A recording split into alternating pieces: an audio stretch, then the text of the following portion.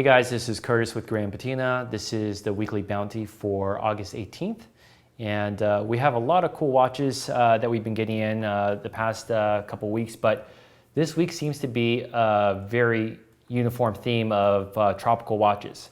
And we have three really cool tropical watches that we're going to talk about, and one that is not tropical, but in amazing condition as well. All right, so the first watch that we're going to talk about is a 16600. Now, this is the first time we've actually brought one in to our inventory. Typically, we like to collect and stock 16660s, but I think these are beginning to start to pick up steam, especially ones that are in amazing condition like this 6600. It looks like it's got an unpolished case. The lugs and crown guards are very thick and even. The patina on the dial is very warm. It's kind of got this light custard, creamy patina on the loom.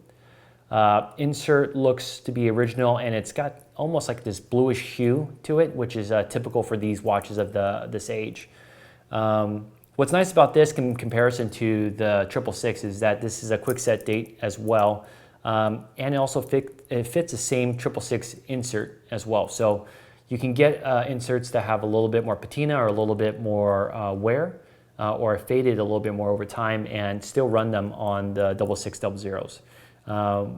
You know, for a vintage person that is looking to get into a bit of modern or vice versa, this is, I think, the perfect compromise because it's still that 40 millimeter profile. It's just a little bit chunkier than your typical 16800 sub or 16610 sub.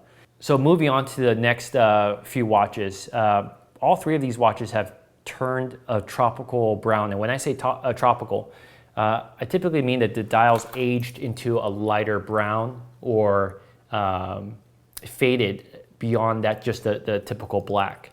We get a lot of questions in terms of what watches or what dials specifically tend to turn brown. And although there are specific references in specific years, specific marked dials that tropical dials tend to appear, it's not an exact science. And so an uncommon one that we have found is the reference 16800. We've seen all different types of tropicalness in this reference because it also has a matte dial variant as well as a gloss dial variant. On this one in particular, the browning of the dial just looks super uniform, which is not typically what you'll find in these gloss dials. The gloss dial tropicals tend to be a little bit more spotty, and I'm not sure if it's just because of the really glossiness of the dial. You basically can pick apart, you know, where the browning starts to begin or where the tropical ends and begins. But in this 16800, the fading and browning of the dial is very, very even. The insert is turning a bluish hue. Case is super thick, solid bevels, and this is actually a full set piece, and this is from 1984. The loom on the dial is very, very warm.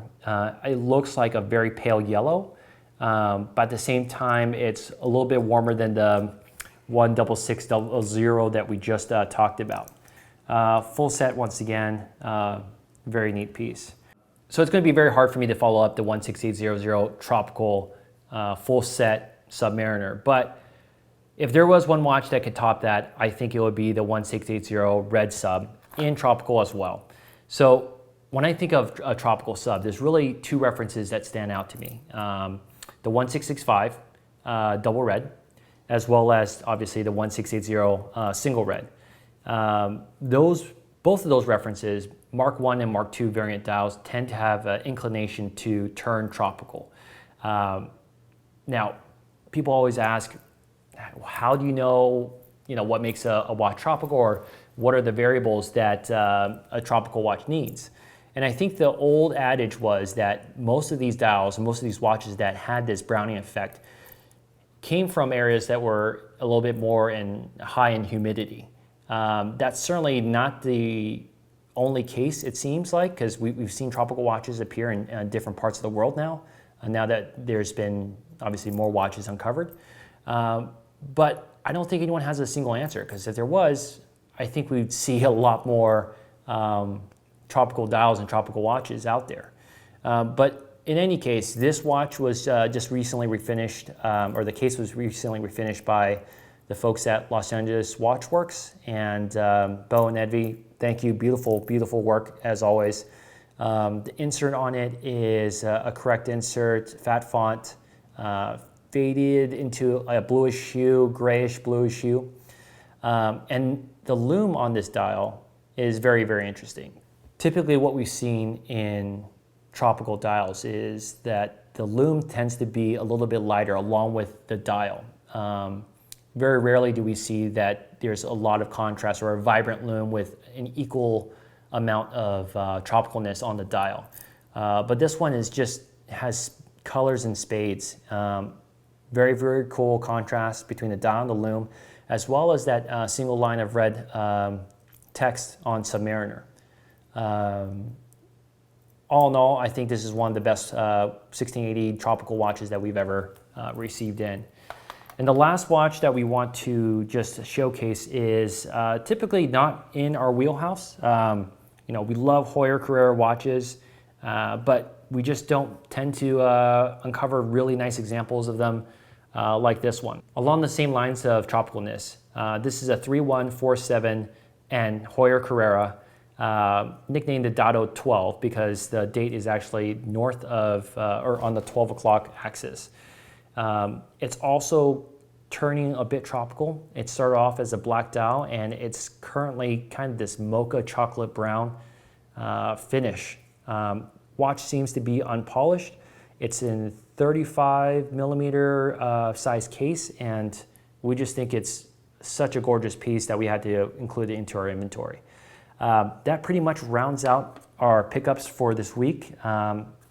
Stay tuned for the highlights, and if you have questions, feel free to send us a message or give us a call. Thanks, guys.